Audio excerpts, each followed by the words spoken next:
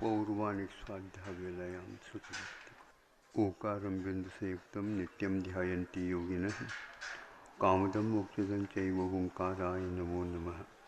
अविरल शब्दगणोमुखप्रक्षालित सकलभूतिर्कलङ्का मुनिभिरुपासितीर्था सरस्वती हर्षोन्नतम् अज्ञानतिमिरान्धानां ज्ञानाञ्जनशलाकया चक्षुरुन्मीलितं येन तस्मै श्रीगुरवे नमः। परमगुरुभ्यो नमः। परम्पराचार्यगुरुभ्यो नमः। सकलकलुषविध्वंसकं श्रेषां परिवर्धकं धर्मसम्बन्धकं बद्धजीवमनप्रतिबोधकारकमिदं शास्त्रं श्री तत्त्वसूत्रनामधेयम्। अस्य मूलग्रन्थकर्तारः श्री सर्वज्ञदेवाः, तदुत्तरग्रन्थकर्तारः श्री गणेन्द्रदेवाः प्रतिगणेन्द्रदेवाः। तेषामचौनसारमासाद्य श्रीमत् आचार्यप्रवर श्री उमास्वामी देवैर्विरचितं मंगलम भगवान वीरु मंगलम गौतमोकनि मंगलम कुंदकुंदार्यो जैन धर्मोस्तु मंगलम सर्वमंगलमांगल्यम सर्वकल्याणकारकं प्रधानं सर्वधर्माणां जैनं जैतुशासनं कोटिशतं द्वादशैव कोटि लक्षाणि षष्ट्यधिकानि चैव पंचाशदष्टौसहस्रसंख्यमेतत्सुतं पंचपदं नमामि। अर्हन्तभास्यर्थं गणहृदेवे घंटीयं सम्मं पनमां भक्तियुक्तो सुदुराणुवोहिं शिरसा इच्छामन्ते सुधभक्ति काजुको तत्सालोचीं अंको वंकपैल्य पावुड परमसुत्त परमाणुग पोगई चूलिया चेव सुतत्तै थुइदम्मकहाय शयान चल मंचे में पूजे में वंदा में नमम सामे दुक्को कमको गोहिला सुगई गुमणम समाय मरणम जिनगुण संपत्ति हु मध्यम। पौर्वाणिक स्वाध्यायाम श्रीमदाचार्य भक्ति कायोत्सर्गम्। श्रुतजलधि पारकेभ्यः स्वपरमतपे भावना पटमतिभ्यः सुचरिततपोनिधिभ्यो नमो गुरुभ्यो गुणगुरुभ्यः।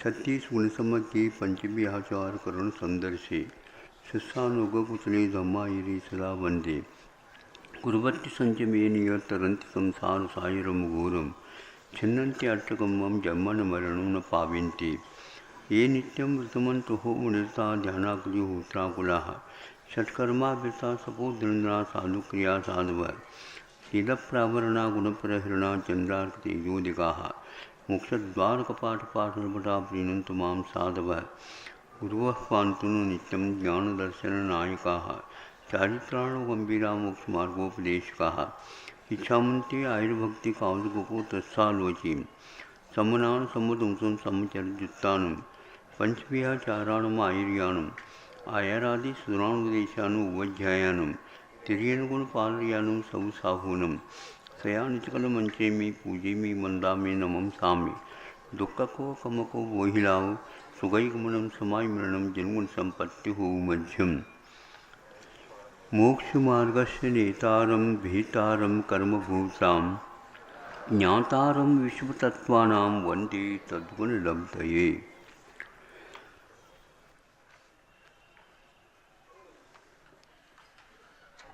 इस शास्त्र का नाम तत्वार सूत्र कहा जाता है क्योंकि सर्वप्रथम इसमें तत्व शब्द आता है। तत्वार शुद्धानम सम्यक दर्शनम, अथवा इसको मोक्ष शास्त्र भी कहा जाता है। सात तत्वों के अंत में प्राप्तव्य मोक्ष है, इस सपेक्षे से भी इसको मोक्ष शास्त्र कहा जा सकता है। अब सीधा ही सूत्र आपके सामने आता है। चूँकि मंगलाचरण के बिना उमा स्वामी महाराज आपके लिए प्रथम सूत्र दे रहे हैं मोक्ष मार्ग के रूप में। मोक्ष मार्ग वैसे पूज्य है इसलिए, और उसको प्राप्त करने के साधन सम्यक दर्शन आदि हैं, ये भी पूज्य है। ये मंगलाचरण बड़ा मंगलाचरण है, ऐसा समझ करके हम चलते हैं। सम्यक दर्शन ज्ञान चारित्राणि मोक्ष मार्ग है। सम्यक दर्शन, सम्यक ज्ञान और सम्यक चारित्र, ये तीनों मिल करके मोक्ष मार्ग है। मोक्ष मार्ग के लिए एक वचन का प्रयोग किया है, जबकि ये तीनों मिलकर के मोक्ष मार्ग बनता है। ये तीनों पृथक पृथक है। पृथक पृथक होते हुए भी ये तीनों की समष्टि के बिना मोक्ष मार्ग प्राप्त नहीं होता। आप लोगों का मार्ग मोह मार्ग है। समझ तो ले कम से कम, हम भी मोक्ष मार्गी है ऐसा नहीं। हाँ, फिर भी आप आंशिक रूप से प्राप्त कर सकते हैं। आगे के सूत्र में ये बात आने वाली है, थोड़ी सी गौर से हम सुनेंगे, हम प्रयास करते हैं। मोक्ष मार्ग है तो मोक्ष भी होगा, पक्की बात है। मार्ग उसी को बोलते हैं जो मृग्यते अनया इति मार्ग, जिसके द्वारा ढूंढा जाए। क्या ढूंढना है या आपको सोचना है, किंतु ढूंढा जाता है, वह मार्ग कहलाता है। तो मोक्ष को जिससे हम प्राप्त कर सकते हैं, ढूंढ निकाल सकते हैं, उसका नाम मोक्ष मार्ग है। ये ध्यान रहे, गृहस्थाश्रम में मोक्ष मार्ग नहीं है, किंतु उसके एकाध कड़ी प्राप्त हो सकती है। इस अपेक्षा से आपको कह सकते हैं कि हाँ, हमारे यहाँ भी मोक्ष मार्ग है। दूसरा मार्ग तीनों मिल करके है, तो सर्वप्रथम सम्यक दर्शन कहा। दर्शन है श्रद्धान का नाम यहाँ पर प्रसंग में, और सम्यक इसलिए जोड़ा, श्रद्धान तो होना चाहिए, वह समीचीन होना चाहिए। हमारा श्रद्धान है महाराज, हो दुनिया में कोई भी व्यक्ति नहीं जिसके बिना, श्रद्धान के बिना वो आगे बढ़ता हो, समझे। इसलिए आपकी श्रद्धान के साथ सम्यक जोड़ने से ही उसको सम्यक श्रद्धान कहा जा सकता। घर में आप बैठ कर के निर्णय लो, आपका निर्णय समीचीन है, ऐसा कभी भी नहीं कहा जा सकता। आपके पास ज्ञान है, किंतु सम्यक ज्ञान तभी कहा जाता है मोक्ष मार्ग में उसका कोई उपयोगी हो। संसार में बहुत शिक्षा मिल रही है, ज्ञान मिल रहा है, एक से एक चोटी के विद्वान मिल जाते हैं, लेकिन उसका नाम सम्यक ज्ञान नहीं है। नहीं समझे, तो आजीविका साधन बना रखा है। सभी लोग वैसे ज्ञानी हैं, ये केंद्र भी ज्ञानी हैं और आप भी ज्ञानी। सामान्य रूप से सब लोग ज्ञानी के कोटि में आ जाते हैं। यहाँ पर सम्यक ज्ञान की बात कह रहे हैं, इसलिए सम्यक दर्शन और सम्यक ज्ञान चाहिए। इसके साथ साथ चारित्र के साथ भी सम्यक जोड़ना। वहाँ सर्वप्रथम सम्यक दर्शन क्या होता, उसके लिए क्या करना पड़ता बता रहे हैं समीचीन रूप से।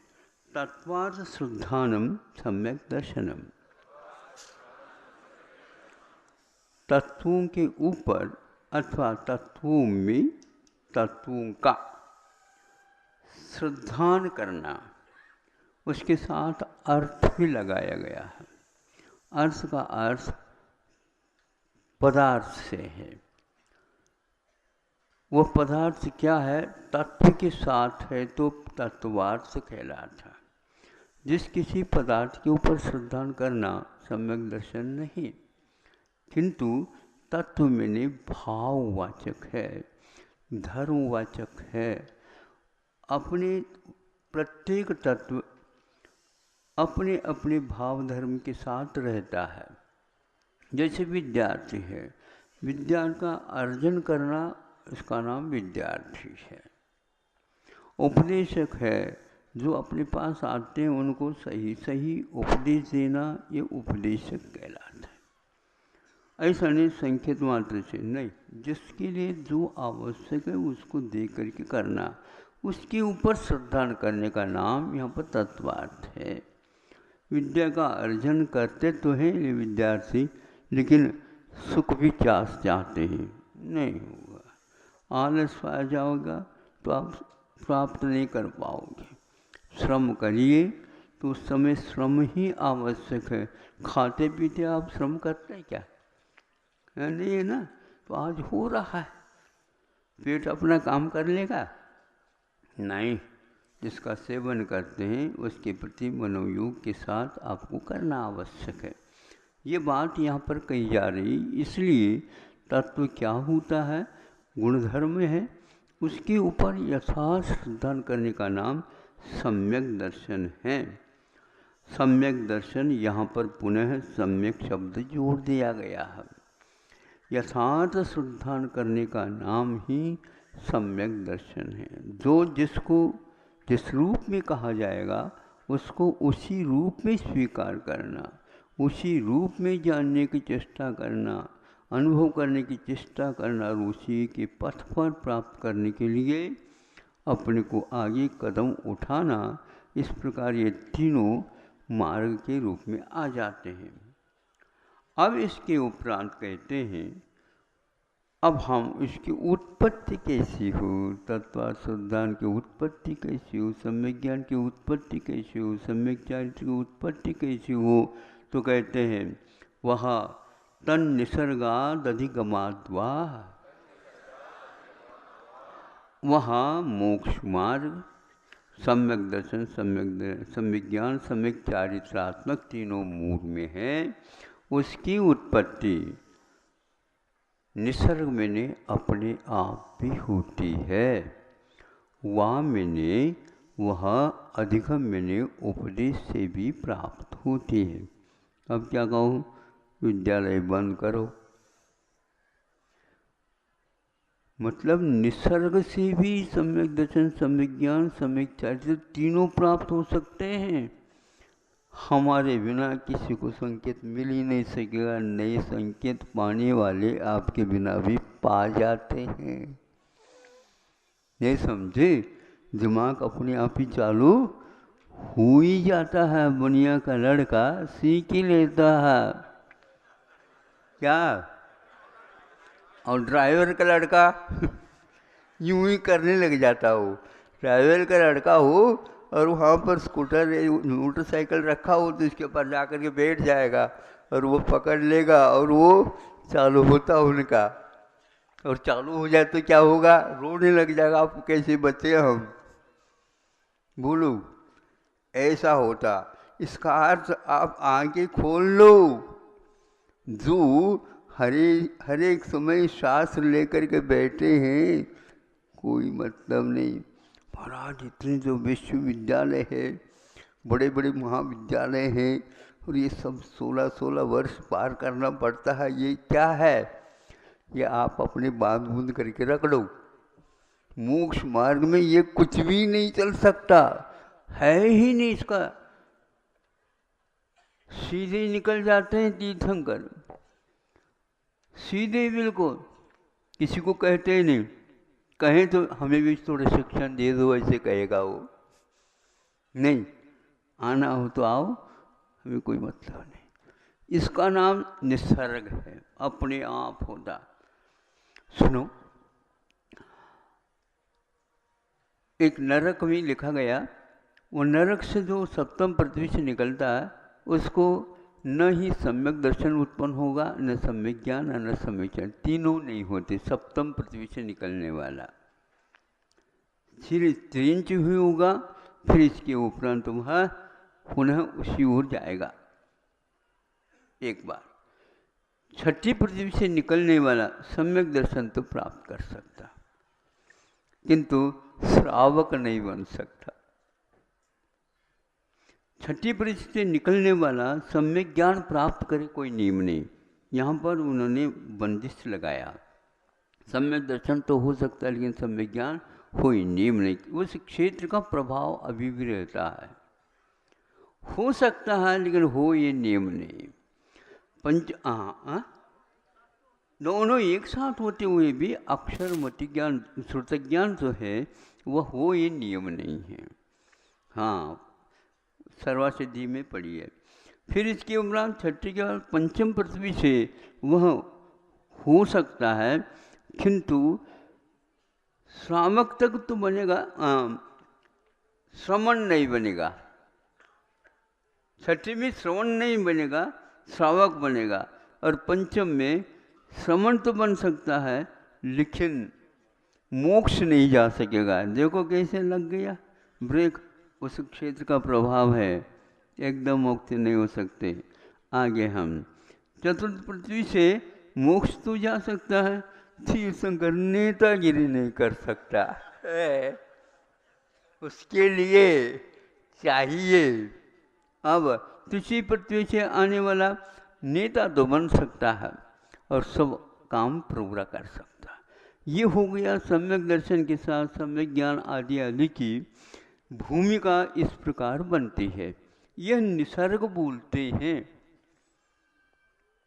ये पक्का है, ये सूत्र में कहा गया है। अब कुछ लोगों की धारणा क्या बनती है, पहले सम्यक दर्शन उत्पन्न होगा फिर बाद में चारित्र का नंबर आएगा। देखो इसमें लिखा है, ये कोई नियम नहीं है। हाँ, तीनों एक साथ भी हो सकते हैं किंतु क्रम से भी हो सकते हैं। इस अपेक्षा से ये कथन कर दो तो कोई बाधा नहीं। तो पूजपा स्वामी नित्य निसर्गात का अर्थ सर्वप्रथम सम्यक दर्शन इत्यादि को लेकर के जो कहा है उसमें यही आशय की फलितार्थ तो होता है, किंतु उनका निषेध नहीं। आगे की सूत्र की भूमिका में ही उन्होंने लिख दिया जीवादि तत्वानाम और सम्यक दर्शन आदि नाम कहा। तो स्पष्ट है सम्यक दर्शन आदि को उत्पत्ति कैसे होती, क्या होती, इसका सारा वर्णन इस सूत्र में आ जाएगा, इस अध्याय में आ जाएगा। इसलिए कुछ लोगों का प्रवचन और कुछ लोगों के जो शिविर वगैरह चल रहे हैं ये एकांगी है। ये अब एकांगी का अर्थ क्या होता है, सम्यक नहीं माना जाता, ध्यान रखो। क्योंकि आज तक चारित्र की उत्पत्ति सम्यक दर्शन के साथ होती है ऐसा कथन हमने तो अपने कानों से नहीं सुना, आंखों से तो सुना नहीं जाता है ना। ये अपनी अपनी सीमाएं हैं, इसलिए गुमराह किया जाता है। तो ऐसा करना भी एक प्रकार से अपराध की कोटि में आ जाता है। करुणा के साथ व्याख्यान होना चाहिए, अन्यथा नहीं। इसका अर्थ सम्यक दर्शन पहले होगा फिर बाद में सम्यक चारित्र का नंबर आएगा, ऐसा नहीं। हाँ, सम्यक चारित्र जहाँ होगा वहाँ पर सम्यक दर्शन सम्यक ज्ञान तीनों होंगे। और उसमें भी भेद ये है, ऊपर ऊपर रह सकता है तीनों और भीतर खोका रह सकता। खोका अर्थ करोड़ नहीं, समझे? खोका अर्थ खाली खाली। हाँ हाँ, ये हो गया, संक्षेप से बताया लेकिन सारभूत है, ध्यान रखना। अब नीचे जीवा जीवाश्रव बंध संवर निजरा मोक्षास तत्वम। तत्व क्या है, तत्वार्थ के ऊपर श्रद्धान करूँ या उनका श्रद्धान करूँ कहा था, तो हम ये बताओ। तो ये 7 हैं। तीसरे नंबर चौथे नंबर में 7 तत्व है ये बताया। जीव तत्व, अजीव तत्व, आश्रव तत्व, बंध तत्व, संवर तत्व, निर्जरा तत्व, मोक्ष तत्व, ये 7 तत्व है। मोक्ष लास्ट में इसलिए रखा गया अंत में कि वह अंत में प्राप्त होता है। उसके साथ निर्जरा और संवर जो दोनों शब्दों का प्रयोग किया तत्वों का, उसके साथ ये कहा है कि मोक्ष के एक कारण है, इसलिए उसके साथ रखा गया। इससे स्पष्ट है जीव अजीव आश्रव और बंध ये दोनों संसार के कारण हैं और ये दोनों मोक्ष के कारण हैं। जीव का अर्थ चेतन होता और अजीव का अर्थ चेतना से रहित होता है। ध्यान रहे, ये तत्व 2 हो गए, किंतु आश्रव तत्व का तीसरा नंबर क्यों रखा? अपने आप जीव में आश्रव कर्मों का नहीं हो सकता। अजीव के बिना आप किसी पदार्थ को स्वीकार कर ही नहीं सकते। राग के बिना स्वीकारता नहीं अन्य पदार्थों का। उसी प्रकार यहाँ पर कह रहे आश्रव जो जीव में कर्मों का बंद होगा तो पक्का है वह अजीव के बिना नहीं होगा। तो एक अजीव भी और एक जीव भी कभी भी आश्रव और बंध का संपादन नहीं करते। इसलिए आश्रम का कर्ता केवल पुद्गल को और संवर और निजरा का कर्ता केवल जीव को मानना भी जीव तत्व और अजीव तत्व का यथार्थ श्रद्धान नहीं माना जाता है। आश्रम का अर्थ आने का नाम भी होता है और परिवर्तन का नाम भी होता है। कर्मों का, कर्म वर्ग नामों का कर्म के रूप में जब योग और कषाय के माध्यम से परिवर्तन होता, उसी का नाम आश्रम है। और बंध उसको बोलते हैं जीव और कर्म इन दोनों के प्रदेशों में एकीकरण होना, वह बंध है। फिर संवर वह इनका इस प्रकार का कार्य होना, बंद हो जाना, रुक जाना संवर है। यानी मान लो नाव में पानी आ रहा है छेद के कारण, ये आश्रय हो गया और छेद को बंद कर दिया तो वह संवर हो गया। निर्जरा भीतर जो पानी आया था घुस करके उसको बाहर निकालना प्रारंभ कर दिया। एक साथ बाहर नहीं निकाला जाता, थोड़ा थोड़ा निकाला जाता, इसका नाम निर्जरा है। और एक दिन पूर्ण हो गया तो मोक्ष है। आपको आज पर्व चालू हो गया, 10 दिन में पक्का ही मोक्ष हो जाएगा। हाँ चलो अब आगे, चौथा हो गया नाम स्थापना द्रव्य भावत स्तन्यास है। ये 7 तत्वों को और जीवादि तत्वों को, सम्यक दर्शनादि रत्नत्रय को, मोक्ष मार्ग को कैसे हम समझें? तो जैसे आप लोग दुकान में मान लो कपड़े को दुकान वाला साड़ी अलग रख देता, धोती अलग रख देता है, और कोई भी कपड़ा होता है उन सारे सारे थान के अनुसार अपने अपने बना करके, क्या शोरूम बोल क्या बोलते हैं आप लोग? हाँ हाँ, दिखावट है। दिखावा नहीं है क्या? तो उसका नाम ही तो है हमारा शोरूम बहुत। हाँ बिल्कुल, बहुत दिखावट ज़्यादा है आपका, बड़ा है। अब माल दिखा दिया तो ये स्थापना का अर्थ जो है ना, नाम में, स्थापना में, द्रव्य में और भाव में इन वस्तुओं को रखना और फिर बाद में उसको ग्राहक के सामने रखना, इसको बोलते हैं स्थापना निक्षेप। कभी नाम मात्र से होता, कभी स्थापना का अर्थ ये होता जो प्रत्यक्ष पदार्थ वह नहीं है और उसके लिए आप किसी न किसी रूप में अन्यत्र उसकी गुणवत्ता के साथ स्थापना करके दिखाते हैं, जैसे बिंब के माध्यम से। लेकिन बिंब को देखते ही ये मनुष्य है ऐसा कोई नहीं कहता। कोई भी आस्था वाला कहेगा नहीं ये पत्थर है, ये नहीं कहता। है पत्थर का, सोने का कहेंगे लेकिन सोने का भगवान है। ये संगमरमर का बिंब है आदि। इसके साथ बिंब के साथ वह प्रतिमा का, वह पार्श्वनाथ भगवान का, महावीर भगवान का आदि का जो श्रद्धा रहता है उसके साथ जुड़ करके आता है, ये स्थापना निक्षेप हो गया। इसलिए नाम निक्षेप में किसी का नाम महावीर रखा, वीर रखा, किंतु बिंब के सामने आए तो वह वीर भी नमस्तु करेगा। क्यों? मैं महावीर वैसे ही हूँ। अरे नाम के लिए रखा है, लोक व्यवहार चलाने के लिए। बनना चाहता तो बहुत अच्छी बात है, देख लो। नहीं नहीं नहीं, बनाना नहीं हमें। वो अभिभावक कहेंगे नहीं हमें बनाना नहीं, हमारा तो फॉर्म चलाना है, इसलिए नाम रखा, इन्हीं के नाम से हम चलाना चाहते। ये नाम निक्षेप हो गया, स्थापना निक्षेप हो गया। द्रव्य का अर्थ भी एक प्रकार से अतीत और अनागत को लेकर के योग्यता का नाम यहाँ पर द्रव्य के रूप में कहा। द्रवणशील द्रव्यम इति, इस सभी शशि का भाव निक्षेप जो है वर्तमान काल को इंगित करता है। इसमें जैसे तीर्थंकरों की प्रतिमा सम्यक दर्शन को उत्पत्ति में कारण तो है, लेकिन क्षयोपशमिक और औपशमिक के लिए कारण है, क्षायिक के लिए कारण नहीं है। इसकी महत्ता, इसकी गुणवत्ता ये है। तो आज हम तीर्थंकरों को साक्षात देख नहीं सकते, लेकिन 24 तीर्थंकरों को एक साथ देख सकते हैं। हम एक साथ एक में नीचे देखेंगे, ऊपर तक जाएंगे, त्रिकाल 24 हो जाएंगे। क्यों?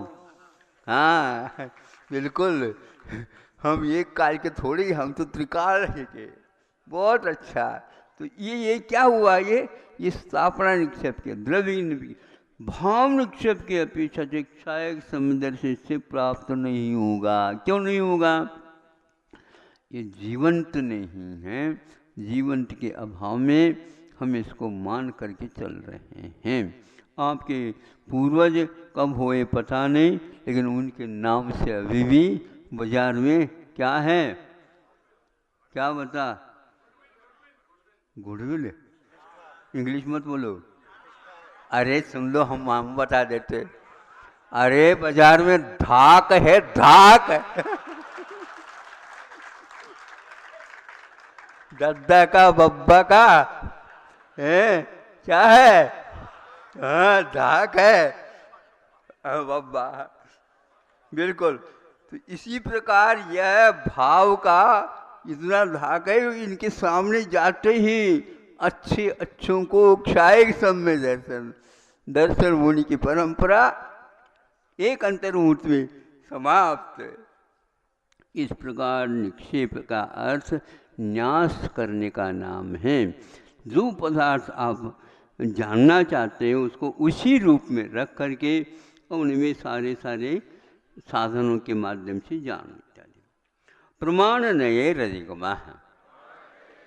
ये निक्षेप के उपरांत प्रमाण और नयों के द्वारा अधिगम जीवादि तत्वानां सम्यक दर्शनादि रत्नत्रयानाम आदि आदि, इन सबका ज्ञान अधिगम मिलने उपदेश मिलता है, वो प्रमाण और नयों के माध्यम से मिलता है।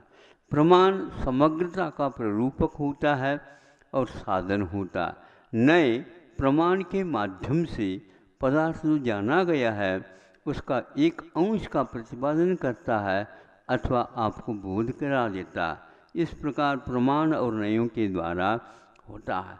भगवान का जो ज्ञान है वह प्रमाणभूत है, किंतु हम लोगों का ज्ञान सम्यक है, ये सभी से प्रमाण है, किंतु उनके द्वारा बताया हुआ आंशिक ज्ञान ही हमें प्राप्त होता है।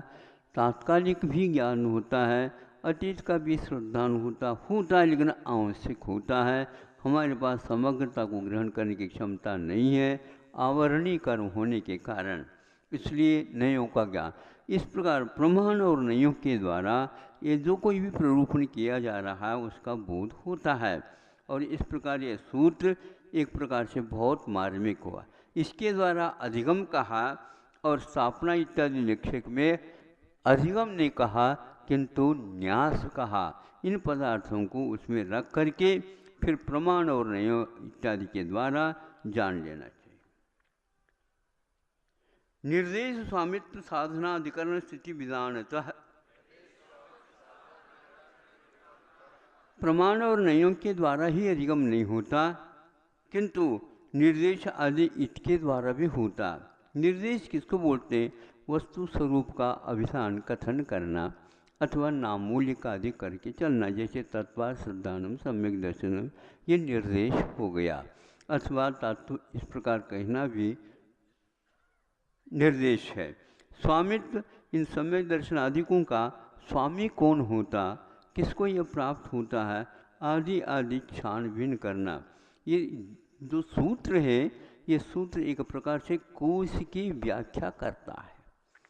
कोश में प्राय करके यही क्रम रहता है, उसका नामोल्लेख करो, स्वरूप निर्धारण करो, उसके स्वामी के बारे में बता दो और उसके साधन, प्राप्ति का साधन क्या है ये बता दो। तो सम्यक दर्शन आदि के साधन कौन कौन होते हैं? तो भिन्न भिन्न गतियों में इनके साधन बताए गए। जैसे नरकों में सम्यक दर्शन आदि प्राप्त करने के जो साधन है वो क्या क्या है? धर्म श्रवण भी है, जाति स्मरण भी है, और सुनते हो महाराज हमारे दुख को सुन लो और नारकियों के दुख को पहले याद करो, तो अपने आप दुख आपका है ही नहीं। मुस्कान तो लेते रहते हो और हमारे सामने रोते रहते हो। बोलो, ग्राहक के सामने रोते हो क्या? अरे पोल खुल जाएगा। रोना नहीं, बिल्कुल बढ़िया। इसी प्रकार साधन की बात है। नीचे तीसरी पृथ्वी तक तो धर्म श्रवण भी चलता है। धर्म श्रवण किसके द्वारा होता? आपस में नारकियों के द्वारा कभी भी नहीं। सुन लो, ये बहुत अच्छी बात है, आपको याद रखना चाहिए। आप किसी को समझाओ, समझाने के लिए आ गए, नहीं समझे, हमें क्या समझाते हो? एक चोर चोर को कोई समझा नहीं सकता, पक्का है, ध्यान रखो, सब मालूम है। तो क्या करें? तीसरी पृथ्वी तक देवादिक भी जाते हैं। आदि का मतलब देव ही जाते हैं। देवों में कहाँ तक? 16 स्वर्ग तक के देव जाते हैं। सुनने में आ रहा है? हाँ, आप लोगों को समझाने के लिए, मतलब आप लोगों का मतलब आप लोगों का नहीं, यहाँ से कोई नीचे गए तो प्राय करके यहीं सुत जाएंगे। देव कभी नारकी नहीं होते, किंतु आप लोग में से कोई नारकी बन गया तो वहाँ से वो वहाँ तक चले जाते हैं, समझाने के लिए ही। उसकी बात तो आप समझ में आ जाता है। तीसरी पृथ्वी तक इस प्रकार 16 स्वर्ग तक के देवों को वहाँ पर जा सकते हैं। ये कहा, ये धर्म श्रवण के अपेक्षा से वेदनोद्भव एक सम्यक दर्शन होता है। वेदना के अतिरेक होने के कारण सम्यक दर्शन उत्पन्न होता है। आपको दुख तो होता है, लेकिन अति दुख नहीं होता, इसलिए आपका दुख सम्यक दर्शन की प्राप्ति में कारण नहीं है। यूँ कह दो, ऊसे ही आपका दुख है। ऊपर ऊपर रहो, अतिरेक होना चाहिए। जब तक अतिरेक नहीं होता तब तक आगे का मार्ग ही नहीं बनता। आप सुख के दिन आ गए ऐसे कहते चलो, नहीं समझे हैं? अच्छे दिन आ गए, अच्छा पर्व के दिन आ गए, अच्छे दिन आ गए। कई लोग कहते हैं पर्व के दिन कैसे अच्छे? उपवास करना पड़ता, उनकी दृष्टि से ये अच्छे नहीं है। हाँ। साधन ये हो गया। मनुष्य भर में क्या है, यहाँ पर भी जाति स्मरण प्राय कर को होया करता है, किंतु देवगति और नरगति में पक्का होता है। वो जब जन्म होता है उस समय जाति स्मरण हुई जाता, मैं कहाँ से आ गया हूँ, टिकट की ओर खबर रखता हूँ। तो यह जाति स्मरण, कहीं धर्म श्रवण, कहीं जन्मबिंब दर्शन। देखो, नरकों में जन्मबिंब दर्शन होता नहीं, जाति स्मरण होते हुए भी। तो जन्मबिंब दर्शन के माध्यम से भी सम्यक दर्शन उत्पन्न होता है, धर्म श्रवण से भी सम्यक दर्शन उत्पन्न होता है। और देवों में एक प्रकार से देवर्ज दर्शन, देवों के जो एक प्रकार से अच्छे रहते हैं, सुख सामग्री रहती है, रिद्धियाँ रहती हैं, उनको देख करके इनको कैसे प्राप्त हुआ, इनको कैसे प्राप्त हुआ, स्वर्ग भी हमारा एक ही है, इनका भी एक ही है। नहीं, इनके लिए इसलिए दिव्य और मिला मेरे अपेक्षा से, इन्होंने धर्म कर्म इसी प्रकार के किए हैं और हमने इस प्रकार का किया नहीं था। अरे ये भेद यहाँ खुलता, फिर वहाँ पर रोते रहो। अब कोई आगे पीछे छूट छाट कुछ नहीं मिलेगा, जीवन के अंत तक भूना। इसको भी वहाँ सम्यक दर्शन का कारण बना सकता, साधन बना सकता। हाँ, अब जिनेन्द्र भगवान की महिमा का दर्शन 16 स्वर्ग तक इसमें रखा गया। बाद में नवग्रह इत्यादि में जिनेन्द्र भगवान की दर्शन के लिए भी नहीं जाते और न ही उनकी महिमा से प्रभावित, वहीं के वहीं रहते हैं। धर्म श्रवण आपस में एक दूसरे को कर नहीं सकते, लेकिन फिर भी को मान लो 12 भावना कोई भा रहा है, हाँ, तो अड़ोस पड़ोस वाला नवग्रह तक है ना, तो उसमें सम्यक दर्शन होने में कारण उसके 12 भावना का चिंतन हो सकता है। इसलिए अच्छे ढंग से 12 भावना भाया करो, आ सकते। धर्म श्रवण कराना चाहे तो नहीं कर सकते, क्योंकि वह अहमिंद्र होते हैं। जो समान कक्ष वाला होता है ना, उसको पढ़ाना नहीं चाहिए कभी, भूल करके भी, और आप उन्हीं को पढ़ाना चाहते हैं, अपना क्या रखना चाहते हैं, विद्वत्ता बताना चाहते हैं, वो कहता है रख लो अपने पास। वहाँ पर कविता सुना नहीं सकते। किसको सुनाओ? दीवार को सुनाओ? सभी लोग कवि रहते हो वहाँ पर। सुनो अब एक सही चीज, अब देखो एक साधना है, सम्यक दर्शन के प्राप्ति में कभी कभी काल भी साधन बनता है। एक नई चीज है तो शास्त्रोक्त, लेकिन नई चीज समझ में आ जाएगी। जैसे उपशम सम्यक दर्शन के लिए काल कितना चाहिए? कम से कम पल्लुपम के असंख्यात्मक काल व्यतीत होना आवश्यक है, तब वह उपशम सम्यक दर्शन प्राप्त होगा। दोबारा पहले होगा, फिर बाद में दोबारा होगा, तो इतना काल हो गया। क्योंकि सम्यक प्रकृति और सम्यक मिथ्यात्व इन दोनों के उद्वेलना के लिए इतना काल अपेक्षित होता है। बाद में यह उद्वेलित हो, ये कोई नियम नहीं है। फिर भी उसको अब क्षयोपशम सम्यक दर्शन नहीं होगा, किंतु उपशम सम्यक दर्शन हो जाएगा। यह काल दीर्घ अपेक्षित है। जहाँ पल्योपम आयु है वहाँ पर कई बार यह प्राप्त हो सकता एक ही जीवन में। इसी प्रकार ऊपर वाली जो स्वर्ग हैं उनमें भी सागरोपम आयु होने के कारण क्षयोपशम सम्यक दर्शन से औपशम सम्यक दर्शन हो करके अंतर्मुहूर्त में पुनः क्षयोपशम सम्यक दर्शन होने में कोई बाधा नहीं होती है। इसी प्रकार सम्यक दर्शन से सम्यक दर्शन प्राप्त होने में द्वितीयोपशम सम्यक दर्शन भी प्राप्त हो सकता है। वह अंतर्मुहूर्त के बाद में हो सकता है। तो इस प्रकार वहाँ पर एक एक बार में कहा, असंख्यात बार सम्यक दर्शन उपशम सम्यक दर्शन एक जीव के काल में हो सकता है। ये सब वहाँ पर घटित होने में, एक ही पर्याय में घटित होने में कोई बाधा नहीं है। ये नई चीज है। प्राय करके यहीं पर उपशम सम्यक दर्शन को प्राप्त करने के लिए प्रथमोपशम सम्यक दर्शन ही प्राप्त होगा और वो मिथ्यात्व ही प्राप्त होगा, ऐसा कोई नियामक नहीं है। द्वितीयोपशम सम्यक दर्शन भी अंतर्मुहूर्त के उपरांत चतुर्थ गुणस्थान में भी वहाँ पर हो सकता है। इसका विधान गोमटसार आदि ग्रंथों से पुष्ट होता है। इतना कहना था। अधिकरण का अर्थ होता अधिष्ठान। इसका अधिकरण कौन है? स्वामी और अधिकरण। तृष्णादि में जो जीव है उसी को होगा, ये लोक नाड़ी की अपेक्षा से अधिकरण हो जाएगा। म्लेच्छ खंड में प्राप्त नहीं होगा, ये भी एक कर्म भूमि में होगा, ये अधिकरण हो गया। अपर्याप्त अवस्था इत्यादि में नहीं होगा, आदि आदि का यह है सारा वर्णन स्वामी की अपेक्षा से और अधिष्ठान की अपेक्षा से हो सकता होता। जीव ही इसका अधिकरण होता, अन्य नहीं होता।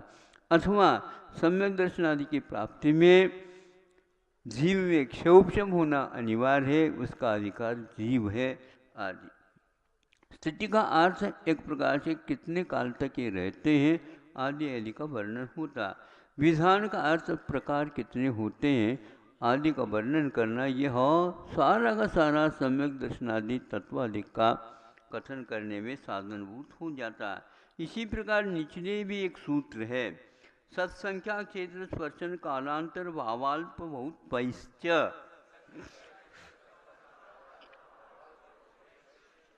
इसके द्वारा से का अर्थ प्रमाण नय के द्वारा जिस प्रकार ज्ञान हुआ था उसी प्रकार निर्देश आदि के द्वारा भी ज्ञान हुआ। और यह सत्संख्या इत्यादि, सत का अर्थ अस्तित्व का प्रतीक होता है, यानी सम्यक दर्शन कल्पना का आदि नहीं है किंतु है, उसके बारे में यह सत आया है। और संख्या का अर्थ कितने प्रकार का होता है, ये संख्या के लिए आया। क्षेत्र का अर्थ कौन से क्षेत्र में, यानी वर्तमान में वह कहाँ पर होता है। भव्य जीव जो पर्याप्त होता है, संगी होता है, जागरूक होता है। सुन रहे हो कि नहीं? जाग रहे हो कि नहीं? ऐसा नहीं परवाह है कि सोने के लिए आ गए। जागो, क्योंकि क्षेत्राधिक मिल गए आपको अच्छे व्यवस्थित। तो जागते रहोगे तो सम्यक दर्शन उत्पन्न होगा। सम्यक दृष्टि सो सकता है, सम्यक दर्शन की प्राप्ति सोते हुए को नहीं होगी। सुन लिया? सम्यक दर्शन होने के उपरांत सो सकते, मैंने सोते नहीं रहना, किंतु विश्राम तो करना हो सकता है। हम लोगों के लिए भी बताया है तो आप लोग तो कर सकते, लेकिन दिन में नहीं सोना। श्रम करो दिन में, सूर्य प्रकाश मिला है, फिर बाद में लाइट की व्यवस्था नहीं है, कटौती होती है। करो श्रम, फिर बाद में शयन करो, किंतु शयन के समय पर सम्यक दर्शन हो जाएगा, निर्विकल्प हो जाता है जीव? नहीं। इसलिए हमेशा जागृत रहना चाहिए। सम्यक दर्शन की भूमिका बनती है, यदि बनी है तो विकास भी उसमें होता है। स्पर्शन का अर्थ तीन काल संबंधी सम्यक दर्शन कहाँ पर कैसा होता है, इसका भी कथन होता है। काल का अर्थ तो बता दिया, स्थिति की अपेक्षा से। अंतरकाल, अंतर का अर्थ विरह काल होता है। सम्यक दर्शन आदि प्राप्त हो करके कितने काल तक वह अंतर पड़ सकता है, विरह रह सकता, पुनः कब प्राप्त होता है। भाव, कौन से भाव? औपशमिक भाव होता, अक्षायिक भाव होता, अक्षयोपम भाव भी होता, आदि आदि का कथन। अल्पभूत का अर्थ कौन सा सम्यक दर्शन आदि कितनी संख्या में है, ये इससे कितनी संख्या में ज़्यादा है, ये किसमें संख्या में कम अधिक का वर्णन करना, इसके द्वारा भी इन सब का समग्र रूप से आपको बोध हो सकता है। देखो इधर उधर के बाद आप समय निकालते रहते हो, किंतु इस प्रकार तत्व ज्ञान के लिए भी आप समूह समूह बना बना करके स्वाध्याय करना चाहिए। महाराज फुर्सत ही नहीं, फिर 10 दिन कैसे फुर्सत निकाला?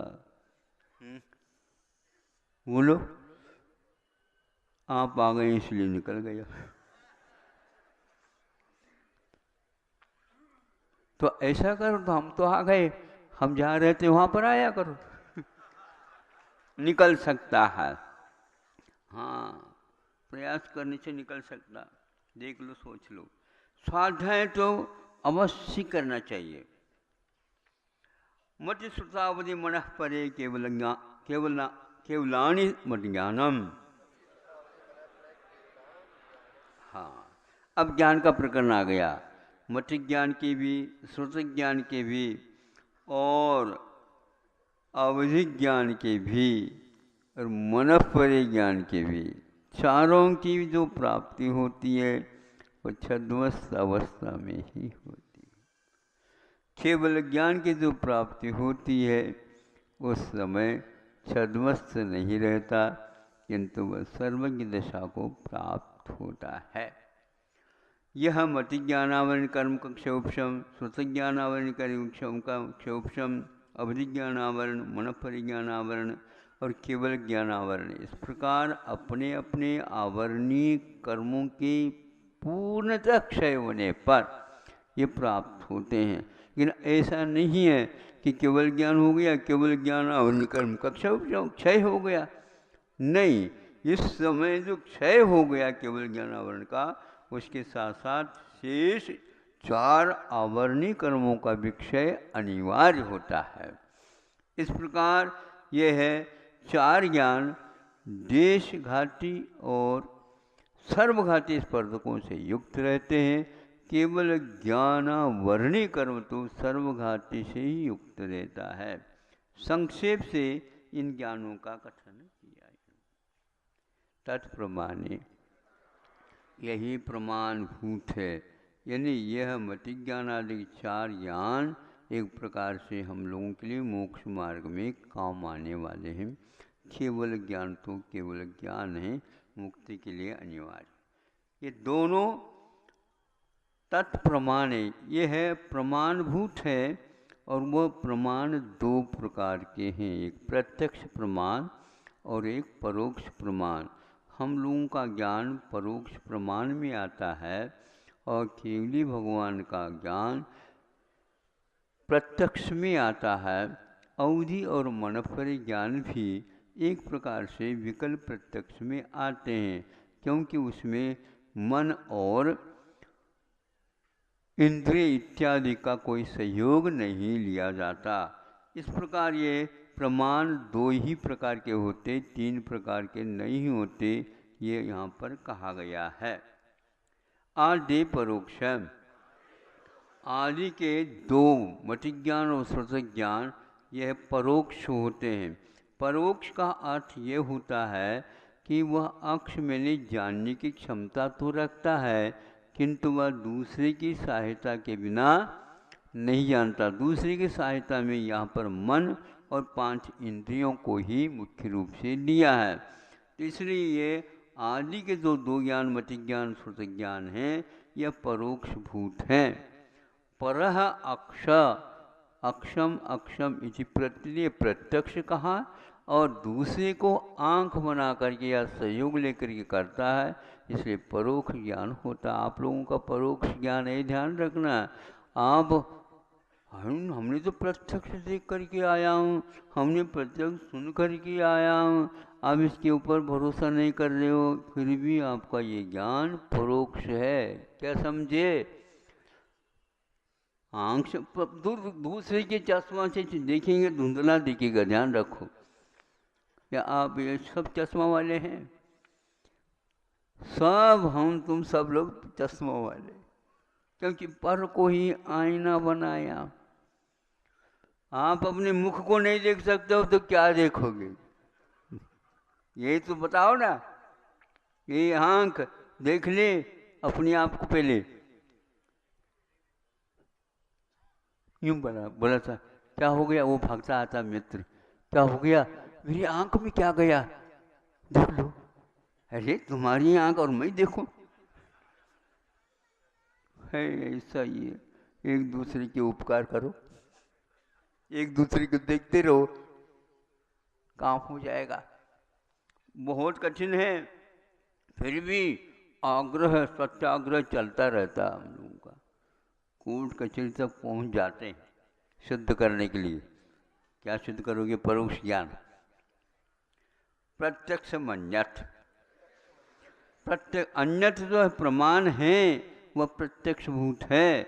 कौन से? अवधि ज्ञान, मन परिज्ञान और केवल ज्ञान। शेष जो रह गया वो प्रत्यक्ष। प्रत्यक्ष किसको बोलते हैं?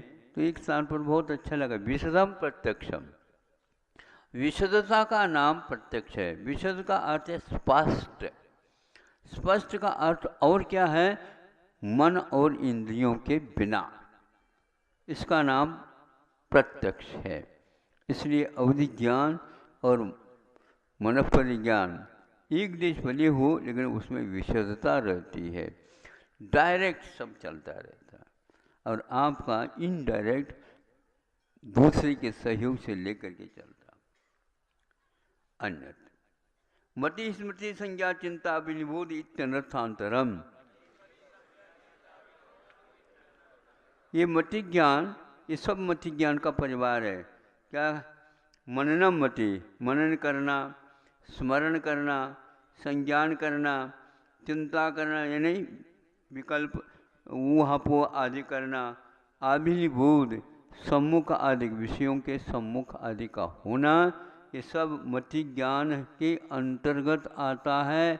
श्रुत ज्ञान का प्रवेश इसमें नहीं है। मति ज्ञान अलग है। यह मति ज्ञान इंद्रिय और मन के निमित्त से होता है, आगे कहा जाएगा। किंतु श्रुत ज्ञान की उत्पत्ति के बारे में विकल्प है, बता देते हैं। तदिंद्रियान इंद्रिय निमित्तम, यह तत् का अर्थ मति ज्ञान इंद्रिय और अनिंद्रिय यानी मन, इसके निमित्त से होते। ये सारे के सारे मति ज्ञान का परिवार ये इसी के ऊपर डिपेंड है, आधारित है। आप लोगों का जो कोई भी ज्ञान रूपी का ज्ञान हो रहा है वो सब इंद्रियों के ऊपर आधारित, तत् इंद्रिया इंद्रिय मन के ऊपर आधारित है। अवग्रह वाय धारणा, अवग्रह, ईहा, अवाय और धारणा, ये चार प्रकार का मति ज्ञान हुआ करता है।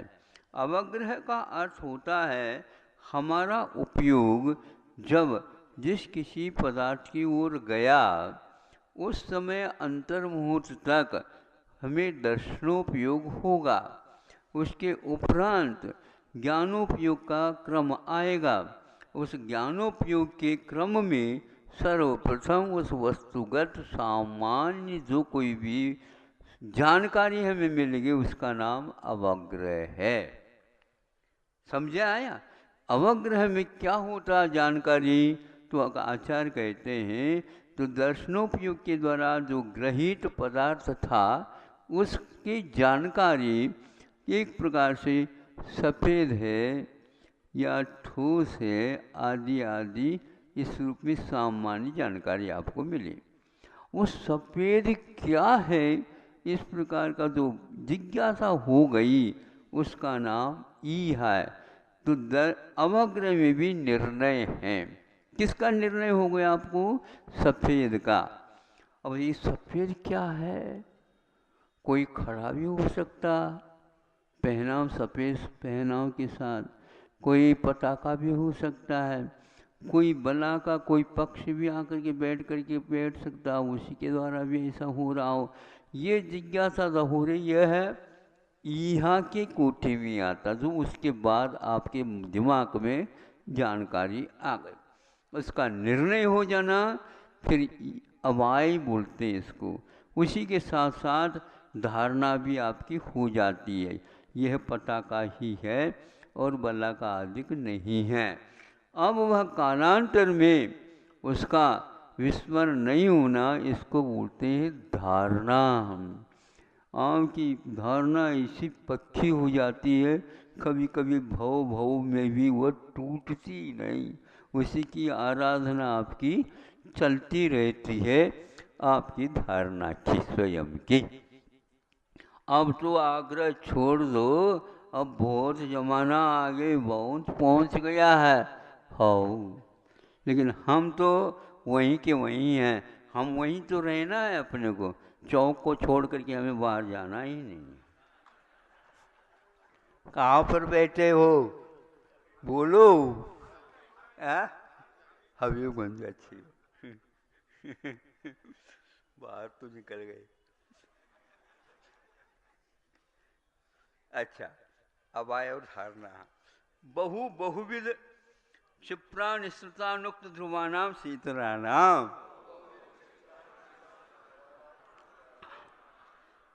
ये अवग्रह या अवैध धारणा जो हुए ना, ये इन पदार्थों की हुआ करती है। इस अपेक्षा से भी इनको उसी के संख्या में गिन लेते हैं। शीतराम का अर्थ जो होता है विपक्ष सहित। विपक्ष क्या सहित है ये बता देंगे। विपक्ष सहित बहुत का, बहु प्रकार का, क्षिप्र में जल्दी का, अनिश्चित का अर्थ ढका हुआ का, अनुक्त में नहीं कहा हुआ का, ध्रुव का, इस प्रकार इसका ज्ञान हो जाना। और इससे विपरीत क्या? बहु के विपरीत बहुत का अभाव, बहुत विध का अभाव। क्षिप्र का अर्थ विलंब, इसका विपरीत है। निश्चित ढका हुआ नहीं किंतु खुला हुआ हो तो हम देख सकते हैं, ढके हुए का ज्ञान नहीं होता। अनिश्चित। अनुक्त मुक्त है, कहा हुआ है उसकी जानकारी होती। ध्रुव का अर्थ थोड़े अंतर्मुठ के लिए, कुछ काल के लिए जो कहते हो उसका रूप, लावण्य, रंग वंग आदि बना रहता है, इसका नाम ध्रुव है।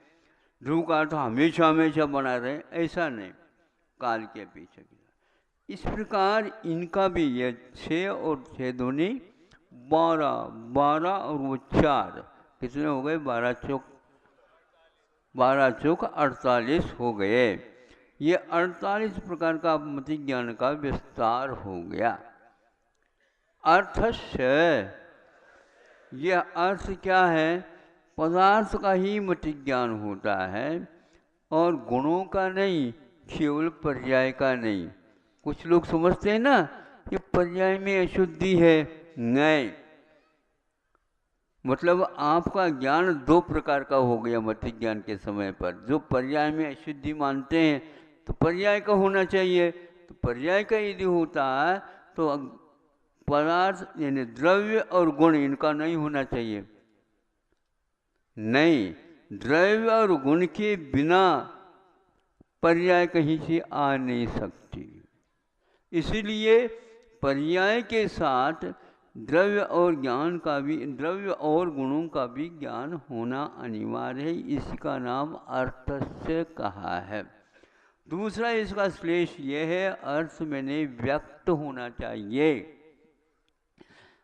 अव्यक्त नहीं होना चाहिए। अव्यक्त का अर्थ क्या होता? व्यंजन जो इस प्रकार से आवरण सहित जैसा रहता है, स्पष्ट नहीं होता, इसलिए अविशद कहा है इसको। मति ज्ञान में, श्रुत ज्ञान में अविशदता रहती है, अवधि ज्ञान आदि में विशदता इसका नाम है।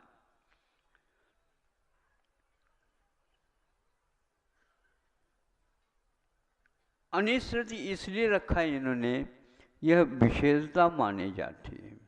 विशेषता क्या है? निश्चित मैंने खुले हुए को देख लो, और बिना खुला हुआ है, कुछ ढका हुआ है, कुछ खुला हुआ, उसको भी देख लो, निर्णय कर लो, इसमें प्रतिभा अच्छी मानी जाती है। इस प्रकार यह मति ज्ञान का विस्तार बहुत हो जाता है। 336 प्रकार अब आ रहे हैं, इन 12 के साथ उनको 19 करो, 48, और यह 5 इंद्रिय और मन के माध्यम से कितना हो गया? 288 प्रकार का मति ज्ञान का विस्तार हो गया। कथनचित इसको बोलते हैं ज्ञेय के साथ ये ज्ञान आपका बढ़ गया। बिना ज्ञेय के इतना विस्तार नहीं हो पाता, ये ज्ञेयकृत है। ये व्यंजनश्चावग्रह है, इसलिए देखो इस सूत्र का यहाँ आ गया कि व्यंजन का अर्थ अव्यक्त होता है। अव्यक्त जो पदार्थ होता है उसका हमेशा हमेशा अवग्रह ही होता है, यह अधिक कुछ नहीं होते। जैसे मान लो कि उदाहरण दिया, एक मिट्टी का सकोरा ले करके आए, और उसमें एक बार आपने ताज़ा ले आए हवा में से निकाल करके, तो उसके ऊपर एक बूंद छोड़ दी, बूंद छोड़ी नहीं, ये क्या है? गायब। इसलिए यह नहीं हो गए। बूंद को तो देख लिया, लेकिन बाद में वह गीलापन नहीं हुआ, तो जब तक वह पटकते रहो, एक एक बूंद छोड़ते जाओ, एक बार वह आएगा, वह गीलापन टिक जाएगा। तब ये क्या गीलापन? अभी जो हमने डाला था उसका परिणाम। इस प्रकार यह अव्यक्त से व्यक्त हो जाता है। तो शुरुआत में तो अव्यक्त ही होता है। कई लोगों का कहना यह है सभी पदार्थ हम लोगों के लिए सर्वप्रथम अव्यक्त ही होते हैं, फिर बाद में कालांतर में अंतर्मुख में वह व्यक्त हुआ करता है। इसके लिए उदाहरण हम देते हैं, फोटोग्राफी अब करते हैं ना, करते हैं। बटन दबाने के उपरांत आपके पास सामने वह कार्ड आ ही जाता है, उसको ले लिया, देखा फलान चंद्र दिख रहे हैं, धुंधला, इसको बोलते हैं व्यंजनश्चावग्रह। कौन है पता नहीं, केवल बॉर्डर जैसे दिखता, यूं यूं हवा डाल दी, बस खुल गए, आ गए फलान चंद जी, हाँ ये आपका है, देख लो, हो गए ना। तो इसी प्रकार पहले अर्थ नहीं होता, किंतु व्यंजनावग्रह होता है, फिर बार अर्थावग्रह होता, इससे पूर्व में दर्शनोपयोग होता। बहुत मामला सूक्ष्म है। न चक्षुरनिंद्रियाभ्याम, जो व्यंजनावग्रह होता है वह आँख और मन के द्वारा नहीं हुआ करता है। अस्पष्ट होता है तो आँख नहीं देख पाती, अथवा यूँ कह दो वह प्राप्यकारी नहीं होने से उसके लिए हमेशा हमेशा धुंधला ही रहता। एक आँख वाला चलता है और एक आँख के बिना अभ्यस्त होकर के चलता है, फिर भी उनकी चाल में और आँख वाले की चाल में बोलो अंतर है क्या? नहीं, बहुत अंतर है। आँख वाला तो चलता हुआ उसको भी चला सकता है, और वो अभ्यस्त हो करके एकदम पैर उठने लग जाते उसके, इतना अंतर होता है। अब आचार्य कहते हैं हम मति ज्ञान और श्रुत ज्ञान में क्या अंतर होता है। श्रुतम मति पूर्वम व्यनेक द्वादश भेदम। वह श्रुत तो होता है हमेशा हमेशा, जब कभी भी उत्पन्न होगा तो मति पूर्वक ही होगा, किंतु मति ज्ञान कभी भी श्रुत ज्ञान को पैदा नहीं करता, किंतु वह अपने आवरणीय कर्म के क्षोभम में होगा। फिर भी जब कभी भी श्रुत ज्ञान उत्पन्न होगा तो वह मति पूर्वक ही होगा। स्मरण में जो आएगा वह एक प्रकार से मन के बिना नहीं आएगा। तो मति ज्ञान की ओर पहले जाओ, फिर उसका स्मरण कर लो। ऐसे ही श्रुत ज्ञान की उत्पत्ति होती है। वह दो प्रकार का अंग बाह्य, अंग प्रविष्ट। अंग प्रविष्ट का अर्थ होता है द्वादशांगात्मक, और अंग बाह्य जो होता है वो अनेक रूप में होता है।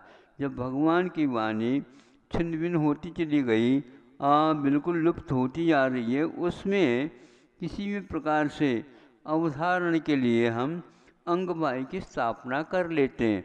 उन्हीं में से सब संकलित करके जो किया जाता है वह अंग बाह्य के अंतर्गत आ जाता है।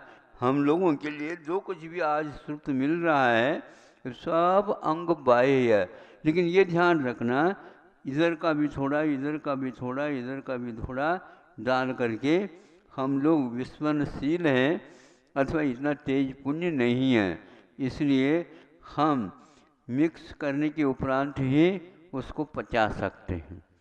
अंग बाह्य के द्वारा ही हमारा काम होता है। खिचड़ी है न मूंग है न चावल है। अरे प्योर माल इसलिए कि बीमार है, आप खा नहीं सकते, इसलिए यही पचाओ, बहुत काफी हो गया।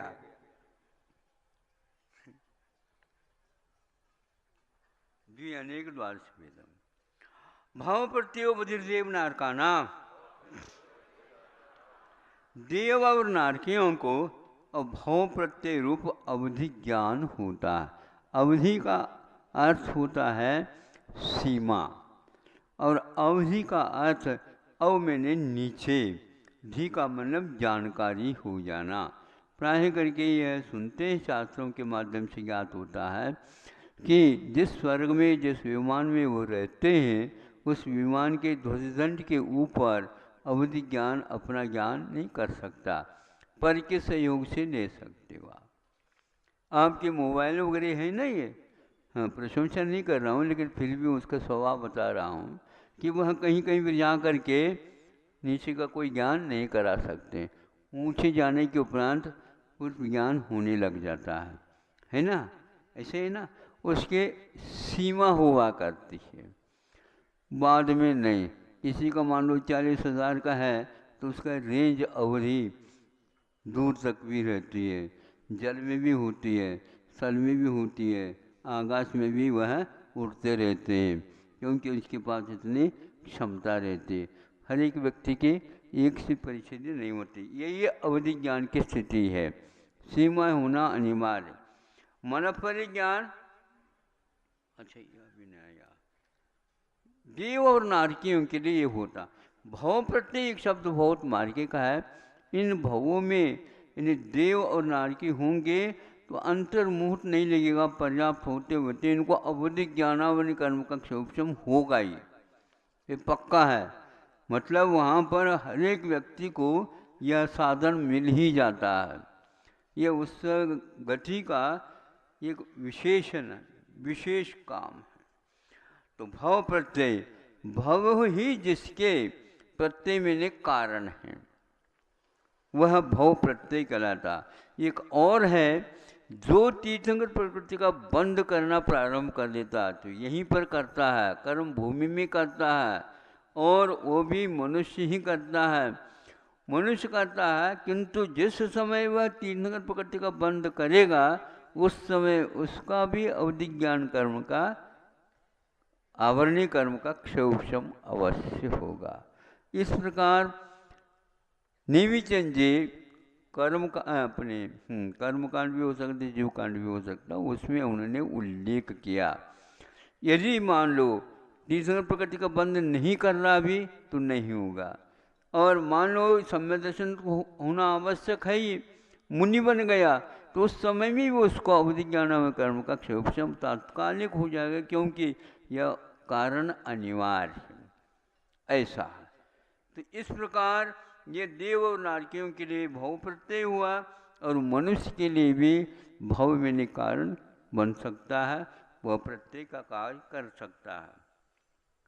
क्षोभम होता है क्या? नहीं, क्षोभम होगा भीतर से, किंतु इस निमित्त को लेकर के होता। क्षोभम निमित्त षड विकल्प शेषानाम। अब भाव प्रत्यय से रहित और कौन रह गए? उनके लिए कह रहे हैं कि मनुष्य और तिर्यंशी के लिए जो होता है वो 6 प्रकार का क्षोभम निमित्त को लिए होता है। अनुगामी, अननुगामी, अवस्थित और अनवस्थित, हीमान और वर्धमान के नाम से ये 6 प्रकार के हुआ करता है। अब मन पर रुजु विपुलमती मन पर्य, रुजुमती और विपुलमती यह द्विवचनांत है। तो द्विवचनांत हो क्या हुआ? ये मन पर ज्ञान रुजुमती और विपुलमती के नाम से 2 प्रकार का होता है। रुजु का अर्थ सीधा सीधा, और विपुल का अर्थ अतीत और अनागत भी जुड़ जाएगा, और आधा जाना हुआ, पूरा जाना हुआ, सब कुछ जाना हुआ, आगे क्या जानेगा आदि आदि सारी व्यवधान के साथ भी वह अपनी जानकारी दे सकता है। यह मन परिज्ञान। मन क्यों जोड़ा इसके साथ? आचार्य कहते हैं प्राय करके दूसरे के मन में जो पदार्थ चिंतन का विषय बना है उसी की जानकारी इसके माध्यम से हुआ करती, डायरेक्ट नहीं। नहीं समझे? डायरेक्ट नहीं, किंतु वह उसी के माध्यम से होगी। कोई मान लो आपके यहाँ फोटो है, फोटो है तो केवल फोटो नहीं है, किंतु उसके साथ साथ उसको क्या फ्रेम लगा हुआ है। तो आप फोटो को देख रही हैं, लेकिन फ्रेम को भी, शेप को भी देखने में अपने आप आ रहा है। शेप देने का उद्देश्य नहीं था, फोटो देखने का उद्देश्य है, किंतु शेप के बिना नहीं आता। उसी प्रकार यह मन परिज्ञान वह मन के बिना आपके लिए कोई मिलेगा नहीं। दूसरे के मन में स्थित है और अपने मन में भी पहले स्थित था, उसके साथ यह जानकारी मिलेगी। यह इसीलिए कि कौन क्या जान रहा है इसके लिए मन परिज्ञान जान सकता है। सर्वावधि वाला भी किसके मन में क्या है यह प्रत्यक्ष नहीं जान सकेगा, यह सूक्ष्म विषय हो जाता है। आपके मन के भीतर क्या चल रहा है वह मन परिज्ञान का हो जाता। फिर महाराज कोई भी महाराज जो है हमारे यहाँ मुनि महाराज आ जाएं और उनको मन परिज्ञान होता तो हमारा तो सब खुल जाएगा। ये ध्यान रखो, निर्विकल्प रहो। वो कभी भी आपके यहाँ घर में आएंगे लेकिन अपने मन परिज्ञान का प्रयोग नहीं करेंगे। कैसे नहीं करेंगे? उनके पास आश्रित है, आगम की आज्ञा है, इस आज्ञा का उल्लंघन वो नहीं कर सकते। समझे? हाँ, इसलिए आप अपने ज्ञान का प्रयोग जहाँ कहीं भी मत किया करो, पूछ करके किया करो। आगम को पूछो ये हम कर सकते हैं क्या, नहीं तो बिल्कुल करना नहीं तो दुरुपयोग हो जाएगा। क्योंकि यदि मन परिज्ञान और अवधि ज्ञान को हम काम में ले लें कभी भी निरंतर हो नहीं सकेगा। लौटो आहार के बाद तो वो गया हो जाएगा। हाँ, कोई बता नहीं हो, वो हम एकदम नहीं बता सकते भैया, ये बताने की बात नहीं है। वो जानकारी ले ली क्या? नहीं महाराज फिर हमारा सुधरेगा कैसे, सुधरेगा कैसे? इसलिए एकदम खोलते नहीं महाराज, हमें पूछा करो। नहीं तो वो लोग नोट्स कर लेंगे और गड़बड़ करा देंगे, ऐसा ऐसा हो गया। दूसरे की गलती एकदम डायरेक्ट बताना अच्छा नहीं माना जाता। नहीं समझे? हाँ, हो क्या करो।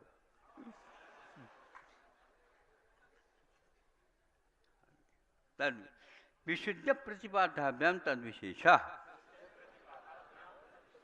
विशुद्धि और अप्रतिपात इन दोनों के द्वारा भी इन दोनों में विशेषता है। विशुद्धि क्या? प्रसन्नता। रुजुमति की अपेक्षा से विपुलमति जो मनफरी ज्ञान है उसमें ज़्यादा प्रसन्नता, ज़्यादा विशुद्धि रहा करते। आत्मा में एक प्रसाद गुण होता है, उसका विकास बहुत अच्छा रहता है। यद्यपि मनफरी ज्ञान में भी ये रहता है कि उससे भी बहुत अच्छा रहता है। अब प्रतिपाद्य का अर्थ होता है रुजुमति मनफरी ज्ञान को धारण करने वाला शपक या समन, वह 11वें गुणस्थान तक जाएगा, विकास हो गया उसका, यथा क्या चारित्र मिल गया। बीच में एक अंतर्मुहूर्त के लिए सुख सांप्राय नाम का गुणस्थान चारित्र वो भी मिल गया। इन दोनों को प्राप्त होकर के पुनः नीचे आना पड़ता है, यही उसका प्रतिपात है। यह प्रतिपात, ये गिरावट विपुलमति का नहीं होता, यह आचार्य महाराज का आशय है। कुछ लोग ये कहते हैं विपुलमति मनपरिज्ञान होने के उपरांत उसको मोक्ष तक छूटेगा नहीं, ऐसा इसका अर्थ नहीं निकलता, सर्वार्थ सिद्धि से नहीं निकलता। इसलिए उसको हम तद्दोमोक्षगामी जीव के लिए होता है, ऐसी अवधारणा उमा स्वामी के द्वारा तो स्पष्ट नहीं हो रहा, और न ही इसके ऊपर लिखी हुई टीकाओं के द्वारा स्पष्टीकरण मिलता है। रुजु पुनमति मनफर विशुद्ध प्रतिपादन विशुद्धि क्षेत्र स्वामी विषयेभ्यो वधि मन पर्ययो, मनफरियान और अवधिज्ञान इन दोनों में भी विशेषता पाई जाती है। विशुद्धि की अपेक्षा से, अवधिज्ञान की अपेक्षा से मनपरिज्ञान में प्रासाद गुण ज़्यादा रहता है। क्षेत्र, वह अवधिज्ञान का क्षेत्र सर्वावधि परमावधि का क्षेत्र एक प्रकार से असंख्यात लोक प्रमाण है और क्षेत्र भिन्न भिन्न है, किंतु मनपरिज्ञान का केवल 2.5 प्रमाण होता है। और मनपरिज्ञान एक प्रकार से मुनि महाराज को संयम मार्गना में ही होता है, और अवधिज्ञान एक प्रकार से नरकों में भी होता है, मनुष्य में भी होता है, त्रिंचों में भी होता है, देवों में भी होता है। सामान्य हो गया स्वामी की अपेक्षा। विषयों की अपेक्षा से भी इसका मनपरिज्ञान का विषय नृलोक मात्र कहा गया है और इसका अलग होता है। और सूक्ष्मता की दृष्टि से मनपरिज्ञान बहुत सूक्ष्म हो जाता है, वह भी एक अवधिज्ञान की अपेक्षा से यह है। अवधिज्ञान सामान्य के द्वारा जो विषय हुआ उससे अनंतवा भाग ज़्यादा हो जाता है परमावधि का, परमावधि से असंख्यात लोक प्रमाण और ज़्यादा हो जाता है सर्वावधि का, उससे भी अनंतवा भाग सूक्ष्मता की अपेक्षा से पकड़ रुजुमति के पास होता है, उससे भी अनंतवा भाग करके उससे अनंतवा एक भाग को पार्टिकल को वहाँ अपना विषय बनाता विपुलमति। इस अपेक्षा से इसके अपने आप में विषय बहुत सूक्ष्म हो जाता है, इसलिए इसमें और इसमें अंतर पड़ जाता है। मठ श्रुतयोर निबंधो द्रव्येषु सर्वपार्यायेषु, मठ ज्ञान और श्रुत ज्ञान का निबंध का अर्थ विषय निबंध कि कौन से द्रव्य हैं, तो सभी द्रव्य हैं श्रद्धान के अपेक्षा से कहा जा रहा। असर्व पर्याय का अर्थ ये कभी भी द्रव्य के सभी पर्यायों को जानने की क्षमता नहीं रख सकते, फिर भी महाराज श्रुत केवली होते हैं ना, वह श्रद्धान का विषय है, आगम का विषय। आगम के अपेक्षा से श्रुत केवली में पूरे ज्ञान का ज्ञानकारी हो जाती है, किंतु वह परोक्ष के रूप में ही रहती और वह असर्व पर्याय में ने सभी पर्यायों को विषय नहीं बनाता, क्योंकि केवल ज्ञान के सामने ये भी शंकालु रह जाता है। शंका तो निशंक तो हो नहीं सकता हो ज्ञान के विषय में, क्योंकि ज्ञानावरणे प्रज्ञा ज्ञान रूपिष्ट अबले है। अवधि ज्ञान का विषय निबंध कहाँ पर है? रूपी पदार्थ को ही विषय बनाता है। इससे स्पष्ट है अरूपी पदार्थ को न ही अवधि ज्ञान विषय बनाता है और न ही मनफल ज्ञान बना सकता। इसलिए भव्य कौन अभव्य कौन यह किसी भी ज्ञान का विषय नहीं है। सुन लो, किसी के मन में कौन सा गुणस्थान है यह आप जानकारी ले नहीं सकते, अवधि ज्ञान भी हो सर्वावधि वाला भी क्यों न हो, क्योंकि वह परिणाम एक प्रकार से आत्माश्रित है। केवल ज्ञान के विषय बनेंगे। कारण वो अनुमान बनेगा। विचार का उदय हुआ, इनडायरेक्ट है वो, एक साथ नहीं, आगम की ओर ही जाना पड़ेगा आपको, प्रत्यक्ष नहीं हो सकता। इसलिए विशदम प्रत्यक्ष कहा। इसलिए वह अनंतवा भाग जो कहा गया है वह अविभाज्य प्रतिच्छेदों को करके करते हैं, ये कहीं भी आगम में उल्लेख नहीं मिलता है। इसलिए परमाणु को भी सर्वावधि भी अपना विषय नहीं बना सकता, ऐसा शुद्ध होता है। हाँ, तत्व सूत्र का तो पाठ कर रहे हैं हम।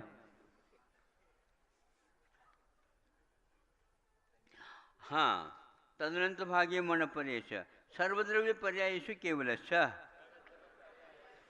हाँ, अब केवल ज्ञान का विषय निबंध कितना है? तो मनफल ज्ञान के द्वारा जो अनंतमा भाग किया जा रहा था, अब भाग्य के बिना पूर्ण ग्रहण करने का यदि श्रेय जाता है तो केवल ज्ञान को जाता है। सर्वस्व ये जो कहा है, सभी द्रव्य और सभी पर्याय, सर्व का अर्थ यहाँ पर अनंत से लिया जाए, क्योंकि जब कभी भी भागाभाग इत्यादि का ज्ञान कराते हैं तो केवल ज्ञान के द्वारा पूर्ण होता है और जितने भी और ज्ञान होते हैं उनके द्वारा अपूर्ण रहते हैं। अनंत को विषय करने का श्रेय केवल ज्ञान को जाता है, अनंत में भाग को विषय कराने का श्रेय मति ज्ञान आदि मन परिज्ञान तक के हो जाते हैं। एकादीन भाज्यानि उपदेकस्मिन् आचतुर्भ्यः आचतुर्भ्यः, यह मन परिज्ञान तक जितने भी हैं वो सारे के सारे किस जीव में, एक जीव में कितने हो सकते हैं ये कहा गया। केवल ज्ञान हो गया तो वह अकेला ही रहेगा। मन परिज्ञान के साथ अवधि ज्ञान भी रह सकता है, मति ज्ञान श्रुति ज्ञान दोनों बने ही रह सकते हैं। मति ज्ञान श्रुति ज्ञान और मन परिज्ञान भी रह सकते हैं अवधि ज्ञान के बिना, और अवधि ज्ञान जहाँ रहता है वहाँ पर मति ज्ञान श्रुति ज्ञान ये तीनों रह सकते हैं, किंतु मन परिज्ञान रहे कोई नियम नहीं। इस प्रकार इन सभी के साथ रखा है। अब एक दूसरा विषय अपने को मिला है षटखंड आगम के अनुसार, उसमें ये लिखा, इससे भी हाँ, इससे भी यही सिद्ध होता, मति ज्ञान अकेला रह सकता है, श्रुत ज्ञान वर्णी कर्म का क्षयोपम हो ये नियम नहीं। जैसे सप्तम पृथ्वी से आया हुआ सम्यक दर्शन प्राप्त नहीं करेगा, जो छठे से आया हुआ सम्यक दर्शन प्राप्त कर सकता, सम्यक ज्ञान भाज्य है, मतलब हो भी सकता है और नहीं भी हो सकता। ये सम्यक ज्ञान की उत्पत्ति की बात कही है, इसलिए तन निसर्गाद अधिगमात्वा ये सम्यक ज्ञान की उत्पत्ति में भी सूत्र का लागू हो रहा है, सम्यक ज्ञान की उत्पत्ति में भी लागू हो रहा है। इसलिए तत् का अर्थ वहाँ पर केवल सम्यक दर्शन नहीं लिया जा सकता। मति श्रुतावधयोर विपर्यश्च, मति ज्ञान और श्रुति ज्ञान और अवधि ज्ञान में विपर्य का अर्थ होता है मिथ्यापन, सम्यकपन रह भी सकता और नहीं भी रह सकता। इस प्रकार इसमें दोनों बातें आ जाती है। विपर्यश्च सदस्योर विशेषाद दृश्योपलब्धेर उन्मत्तवत्, कैसे है मिश्र कैसे रहता है? तो आचार्य कहते हैं सत्य क्या, सही क्या और गलत क्या है, इसका कोई भी विवेक विचार किए बिना यदृच्छया जो अपनी इच्छा हो गई उसी के अनुसार उसको वस्तु को पदार्थ को ग्रहण करना, इसका नाम विपर्य है। कैसे? उन्मत्तवत, पागल के समान। अथवा जिसका पित्त भड़क जाए तो वह बकने लग जाता है, बड़बड़ाने लग जाता है, रोने लग जाता है, सब कुछ हरकतें प्रारंभ हो जाती, क्योंकि आपे में नहीं रहता है। उन्मत्तवत, अरे भैया वो तो पागल हो गए हैं, काय खिलाने। होता है कि नहीं? पागल हो जाए, कुछ नहीं दिखता उस समय, यदृच्छया सही क्या है ये पता नहीं। तो इसलिए कंट्रोल में, नियंत्रण में रखो मन को। कैसे रखेंगे महाराज? पित्त भड़क जाए तो क्या करें? ऐसा भोजन नहीं किया करो, ऐसी संगति नहीं किया करो, ऐसे भाव मत रखा करो। ये समझे, हमेशा हमेशा सद्विचार रखा करो। नैगम संग्रह व्यवहार रज सूत्र शब्द समय वीरम भूतानया।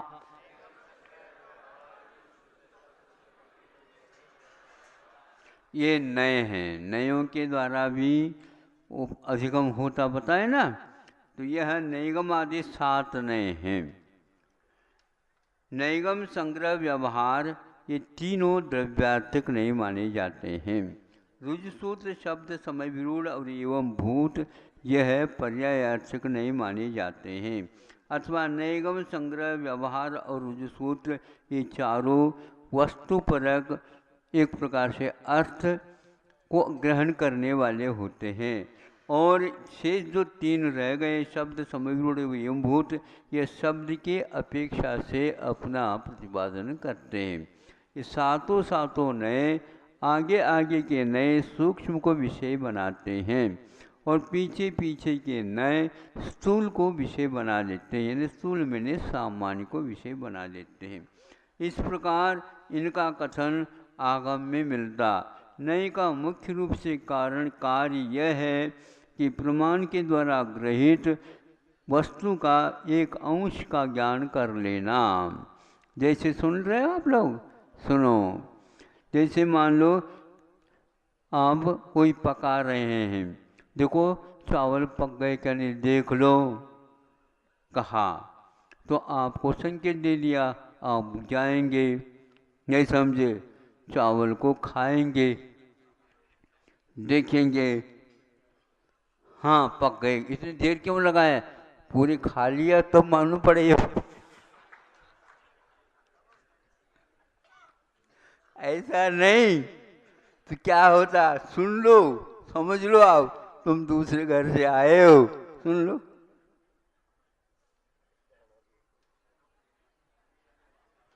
क्या हुआ? ये एक दाना देखना पर्याप्त होता है बेटा। हो जैसे आप कहो।